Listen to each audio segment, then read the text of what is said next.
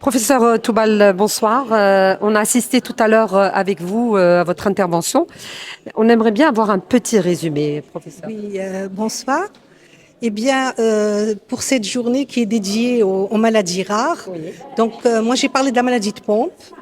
Vous savez que dans la maladie de Pompe, il y a la forme IOPD infantile qui va débuter avant l'âge d'1 an, et il y a la forme LOPD pour Late Onset Pompe Disease. C'est une forme plus tardive qui va apparaître après 1 an.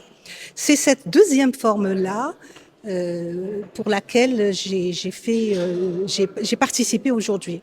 Et donc, c'est une maladie génétique, hein, c'est une maladie autosomique récessive qui va entraîner un déficit enzymatique. Il se trouve que cette enzyme est responsable de la transformation du glycogène en glycose à l'intérieur de la cellule. Et quand on n'a pas cette enzyme, eh bien, la cellule va être gorgée de glycogène. Et quand ça se dépose au niveau des cellules musculaires, ça donne un tableau de myopathie, si vous voulez. Et donc, cette forme LOPD, elle a différents phénotypes, avec le phénotype classique qui va mimer vraiment une dystrophie musculaire des ceintures, avec un déficit de la ceinture pelvienne, de la ceinture scapulaire, donc des difficultés à monter les escaliers, des difficultés à surélever les bras. Et elle a aussi une atteinte respiratoire, avec une atteinte du diaphragme surtout. Donc vous voyez, le pronostic fonctionnel moteur et le pronostic respiratoire sont en jeu dans cette maladie, qui est une maladie rare quand même. Et justement, professeur Toubal, comment se fait la prise en charge de cette maladie, surtout ici en Algérie? Oui, alors pour faire la prise en charge, il faut d'abord poser le diagnostic. Donc le diagnostic, il se fait actuellement par la clinique d'abord. Il faut reconnaître la maladie de Pompe, d'autant plus que vous avez vu qu'elle peut mimer n'importe quel déficit des ceintures, n'importe quelle myopathie. Et pour cela, il y a le dosage enzymatique qu'on peut faire sur un papier buvard.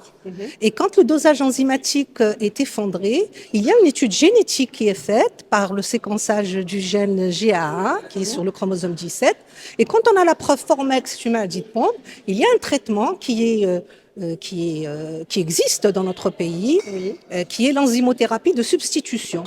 Voilà. Donc, tous les patients qui ont un LOPD, c'est-à-dire une forme tardive de la maladie de Pompe, s'ils sont symptomatiques, que ce soit sur le plan respiratoire ou sur le plan musculaire, on peut les mettre sous enzymothérapie de substitution à condition d'assurer une grande surveillance et un suivi sérieux. Et c'est une prise en charge multidisciplinaire. Hein.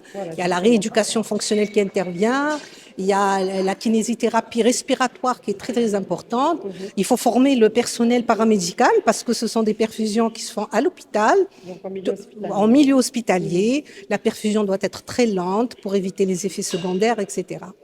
Donc voilà, en gros, la prise en charge de cette maladie qui, attention, on estime qu'elle est rare, mais en fait, elle est sous-diagnostiquée parce qu'elle a d'autres phénotypes. Il y a d'autres phénotypes qui sont autres que cette myopathie des ceintures.